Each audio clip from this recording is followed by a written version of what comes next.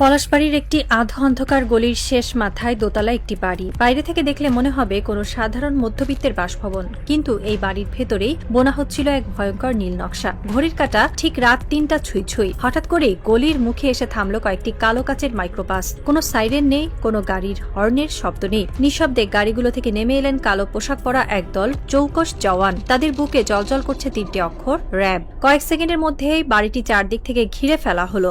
দরজায় পড়ল ভারী বুটের লাথি। Open the door, RAB. ভেতরে থাকা মানুষটি হয়তো স্বপ্নেও ভাবেনি যে তার এই নিশ্চিদ্র জালে কখনো ফাটল ধরবে। সে ভেবেছিল তার মাথার উপর থাকা বড় বড় গডফাদার আর সীমান্তের ওপার থেকে আসা আশীর্বাদ তাকে চিরকাল ধরাছোঁয়ার বাইরে রাখবে। কিন্তু আজ আর শেষ রক্ষা হলো না। চোরের মায়ের বড় গলা প্রবাদটি একদম বাস্তব প্রমাণ হতে চলেছে। মুখে ধর্মের বুলি আওড়ানো আর ভেতরে ভেতরে দেশকে জ্বালিয়ে দেওয়ার গভীর ষড়যন্ত্রে মেতে ওঠা সেই মানুষটি অবশেষে ধরা পড়ল। তার নাম হরিদাস।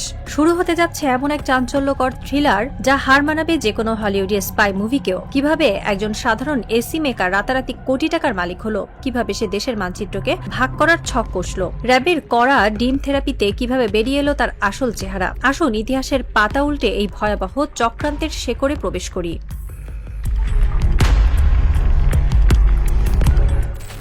পলাশবাড়ির সাধারণ মানুষ হরিদাসকে চিনত এই গ্রামেরই এক ছাপোষা ঘরের সন্তান হিসেবে। দেখতে অত্যন্ত সাদাসিধা, কথাবার্তায় বিনয়ী। এলাকায় সে নিজেকে একজন সাধারণ কৃষক হিসেবে পরিচয় দিত। কৃষিকাজের পাশাপাশি সে টুকটাক এসি মেরামতের কাজ করে নিজের জীবিকা নির্বাহ করত। সবার চোখে সে ছিল একজন অতি সাধারণ নিরীহ মানুষ। কেউ যদি বলতো এই লোকটা দেশের জাতীয় নিরাপত্তার জন্য হুমকি, তবে মানুষ হয়তো হেসেই উড়িয়ে দিত। কিন্তু এই সাদাসিধা চেহারার আড়ালে লুকিয়েছিল এক ভয়ঙ্কর চতুর খেলোয়াড়, যে কিনা নিজের দেশকে বিক্রি করে দেওয়ার জন্য ভেতরে ভেতরে বিশাল এক জাল বুনছিল। তার এই অভিনব চালাকি আর ভেলকিবাজির শুরুটা কিন্তু আজকের নয়। অনেক বছর আগে থেকেই সেই নোংরা খেলার প্রস্তুতি নিচ্ছিল। তার উদ্দেশ্য ছিল অত্যন্ত সুদূরপ্রসারী। সে নিজেকে এমনভাবে গড়ে তুলেছিল যাতে কেউ কখনো তাকে সন্দেহ করতে না পারে। সাধারণ মানুষ যখন দিনে নিজের কাজ নিয়ে ব্যস্ত থাকত, হরিদাসের আসল কাজ শুরু হতো গভীর রাতে। তার এসি মেরামতের ব্যাগের ভেতরে কেবল রেঞ্জ আর স্ক্রুড্রাইভার থাকতো না, থাকতো এমন সব গুপ্তচর বৃত্তির সরঞ্জাম যা সাধারণ মানুষের চিন্তারও বাইরে। সে ছিল মূলত এক স্লিপার সেল, যাকে বছরের পর বছর ধরে ঘুম পাড়িয়ে রাখা হয়েছিল ঠিক মোক্ষম সময়ের জন্য।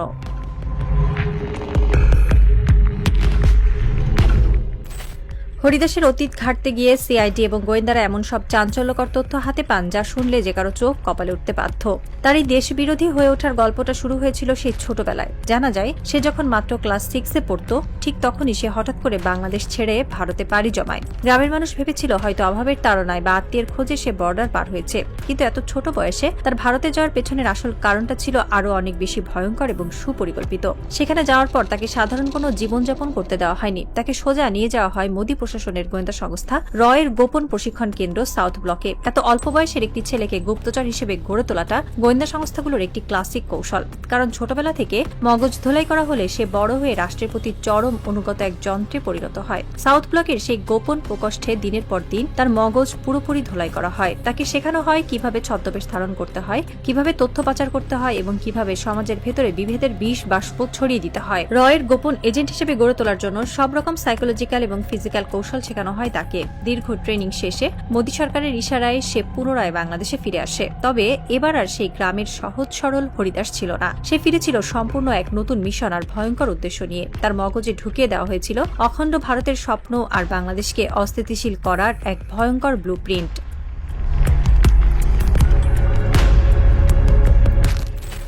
দেশে ফিরে হরিদাস শুরু করলো তার আসল ভেলকিবাজি। রয়ের বিশ্বস্ত গুপ্তচর হিসেবে দেশের ভেতরে নির্বিঘ্নে কাজ করার জন্য সে বেছে নেয় এক অভিনব ও রোমহর্ষক পথ। সে খুব ভালো করেই জানত যে তার হিন্দু পরিচয় নিয়ে সে সমাজের সব স্তরে, বিশেষ করে প্রভাবশালী মুসলিম মহলে সহজে প্রবেশ করতে পারবে না। তাই সে নিজের হিন্দু ধর্মের পরিচয় পুরোপুরি লুকিয়ে ফেলে। হঠাৎ করে সে তৌহিদ ইসলাম নাম ধারণ করে বসে। ধর্মের লেবাস পাল্টে মাথায় টুপি আর মুখে দাড়ি রেখে সে রাষ্ট্রের গুরুত্বপূর্ণ সব জায়গায় ঘাপটি মেরে ঢোকার এক নিখুঁত ছক কষে। তার প্রধান উদ্দেশ্য ছিল নতুন পরিচয়ের আড়ালে দেশের প্রশাসনকে ঘোল খাইয়ে নিজের গোপন কাজ হাসিল করা। তারেক সরকারের আইন শৃঙ্খলা রক্ষাকারী বাহিনীর চোখ ফাঁকি দিতে সেই নিখুঁত ছদ্মবেশ নিয়েছিল। তৌহিদ ইসলাম নাম ধারণ করে সে সমাজের উঁচু স্তরের মানুষদের সাথে গিয়ে মেলামেশা শুরু করে। মসজিদে গিয়ে সামনের কাতারে নামাজ পড়ে, দান খয়রাত করে, নিজেকে একজন সাচ্চা দেশপ্রেমিক ও ধার্মিক মুসলমান হিসেবে জাহির করে সে সবার বিশ্বাস অর্জন করার চেষ্টা করে। কি জানতো এই 5 ওয়াক্তি নামাজি মানুষটির ভেতরেই লুকিয়ে আছে এক ভয়ঙ্কর বিদেশি গুপ্তচর। তার এই বহুরূপী চরিত্র প্রমাণ করে যে সে কতটা ধুরন্ধর এবং প্রশিক্ষণপ্রাপ্ত ছিল।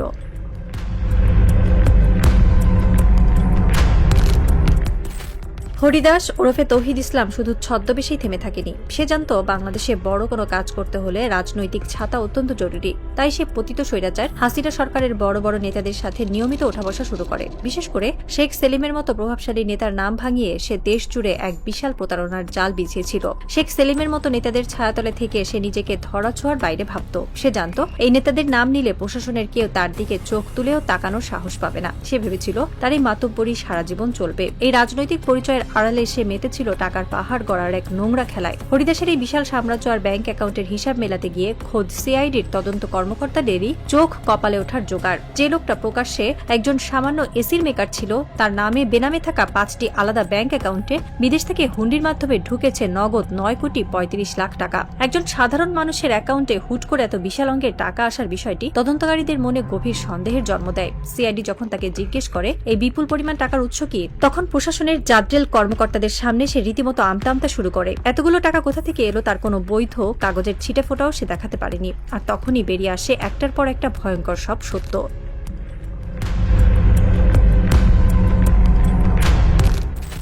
টাকার পাহাড় গড়ার পরও হরিদাসের নজর পড়ে সরকারি জমির ওপর। তার আসল মিশন তো টাকা কামানো ছিল না, তার আসল মিশন ছিল দেশে আগুন জ্বালানো। সরকারি খাস জমির ওপর 81 ফুট উঁচু এক বিশাল রাম মূর্তি বানানোর নামে মূলত এক ভয়ঙ্কর নীল নকশা বাস্তবায়ন করতে চেয়েছিল সে। পলাশবাড়ির যে এলাকায় হিন্দু মুসলিম যুগের পর যুগ শান্তিতে বসবাস করে আসছিল, সেখানে সে একা হাতে অশান্তির বিষ বাষ্প ছড়িয়ে দেয়। মূলত মন্দির নির্মাণের নাম করে সে বিশাল এলাকা দখল করার পায়তারা শুরু করে।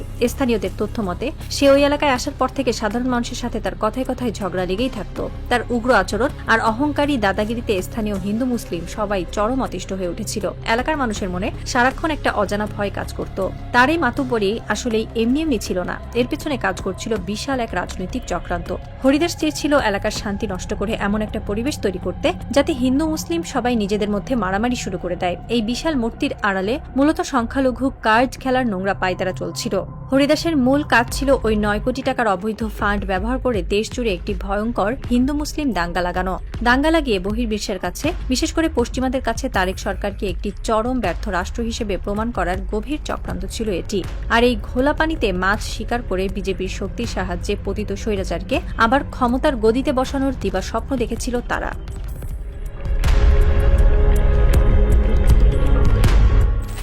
হরিদাসের চক্রান্ত কেবল দাঙ্গা বাঁধানোর মধ্যেই সীমাবদ্ধ ছিল না। সিআইডির তদন্তে এমন এক তথ্য বেরিয়ে আসে যা পুরো দেশের ভিত্তিমূলকে কাঁপিয়ে দেওয়ার জন্য যথেষ্ট। এই বিশাল প্রজেক্টের আড়ালে রংপুর বিভাগকে বাংলাদেশ থেকে চিরতরে আলাদা করে ফেলার এক ভয়ঙ্কর ফাঁদ পাতা হয়েছিল। মোদী প্রশাসনের ইশারায় সে চেয়েছিল উত্তরের এই শান্ত জেলাকে বিচ্ছিন্নতাবাদী আন্দোলনের কেন্দ্রবিন্দু বানাতে। 7 সিস্টার্সের মতো বাংলাদেশের উত্তরাঞ্চলকেও একটি অশান্ত বিচ্ছিন্নতাবাদী অঞ্চলে পরিণত করে ভারতের কৌশলগত সুবিধা আদায় করার মাস্টার প্ল্যান ছিল এটি। তারা ভেবেছিল রাম মন্দির এবং মূর্তিকে কেন্দ্র করে যদি কোনো বড় ধরনের দাঙ্গা বা রক্তপাত ঘটানো যায়, তবে আন্তর্জাতিক মানবাধিকার সংস্থাগুলো এখানে হস্তক্ষেপ করবে। আর সেই সুযোগে ভারতের মদতপুষ্ট বিচ্ছিন্নতাবাদীরা রংপুরকে একটি আলাদা বা স্বায়ত্তশাসিত অঞ্চল হিসেবে দাবি করে বসবে। এটি ছিল সরাসরি রাষ্ট্রদ্রোহিতা, একটি স্বাধীন দেশের মানচিত্রকে খামচে ধরার এক নগ্ন আস্ফালন।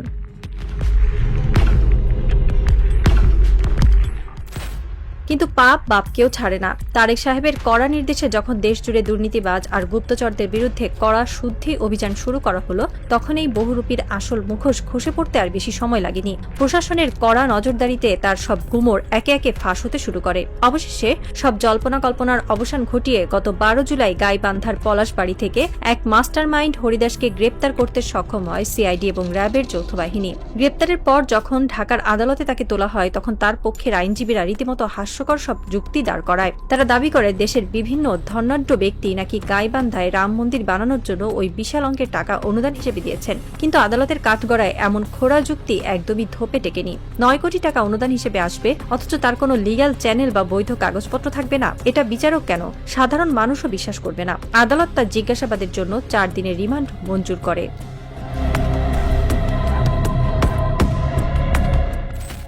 রিমান্ডের এই 4 দিন হরিদাসের জীবনের সবচেয়ে দীর্ঘ এবং ভয়াবহ সময় ছিল। র্যাবের জিজ্ঞাসাবাদ কক্ষের 4 দেয়ালের ভেতরে কোনো গডফাদার তাকে বাঁচাতে আসেনি। র্যাবের স্পেশাল ইন্টারোগেশন সেলে শুরু হয় তাকে নিয়ে আসল খেলা। যে লোকটা এতদিন ধরাছোঁয়ার বাইরে থাকার দম্ভ করত, যে ভাবত রয়ের আশীর্বাদ থাকলে কেউ তার টিকিটিও ছুঁতে পারবে না, সে এখন রিমান্ডের ঘেরাটোপে পড়ে হাউমাউ করে কাঁদছে। র্যাবের কড়া জেরার মুখে, যাকে সাধারণ ভাষায় কড়া ডিম থেরাপি বলা হয়, তার সব দম্ভ আর ভেলকি খতম হয়ে যায়। রিমান্ডের কঠিন নাকানি চুবানি খেয়ে একে থেকে বেরিয়ে আসে তার সব আসল রূপ। সে কবুল করতে বাধ্য হয় কিভাবে সে হুন্ডির মাধ্যমে টাকা এনেছে, কিভাবে দাঙ্গার পরিকল্পনা করেছে এবং কারা কারা তাকে পেছন থেকে ইন্ধন জুগিয়েছে। চোরের মায়ের যে বড় গলা ছিল তা আজ র্যাবের বুটের নিচে পিষ্ট হয়ে গোঙানিতে পরিণত হয়েছে।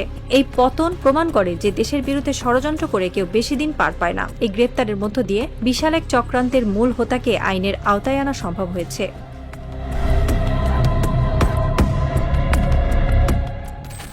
হরিদাসের এই পরিণতি দেখে এলাকার সাধারণ মানুষ এখন স্বস্তির নিঃশ্বাস ফেলছে। কিন্তু এই পুরো ঘটনায় সবচেয়ে বেশি প্রশংসার দাবিদার গাইবান্ধার স্থানীয় ধর্মপ্রাণ মানুষ এবং মন্দির কমিটির সদস্যরা। তাদের বিচক্ষণতায় বিশাল এক রক্তক্ষয়ী দাঙ্গার হাত থেকে অল্পের জন্য বেঁচে গেছে পুরো দেশ। স্থানীয় হিন্দু সম্প্রদায় বুঝতে পেরেছিল যে হরিদাসের উদ্দেশ্য ধর্ম পালন নয়, বরং ধর্মকে ব্যবহার করে রাজনীতি করা। আড়ালে পরিস্থিতি খারাপ হচ্ছে বুঝতে পেরেই মন্দির কমিটি ওই বিতর্কিত মূর্তি নির্মাণের কাজ দ্রুত স্থগিত করার ঘোষণা দেয়। এতেই হরিদাসের পুরো ছক লেজ গোবরে হয়ে যায়। সাধারণ মানুষ যখন তার উস্কানিতে পা দিল না, তখন সে একা হয়ে পড়ে। বাংলার হিন্দু মুসলিম প্রমাণ করে দিল যে হাজার বছরের এই সম্প্রীতি কোনো ভিনদেশী গুপ্তচরের টাকায় কেনা যায় না।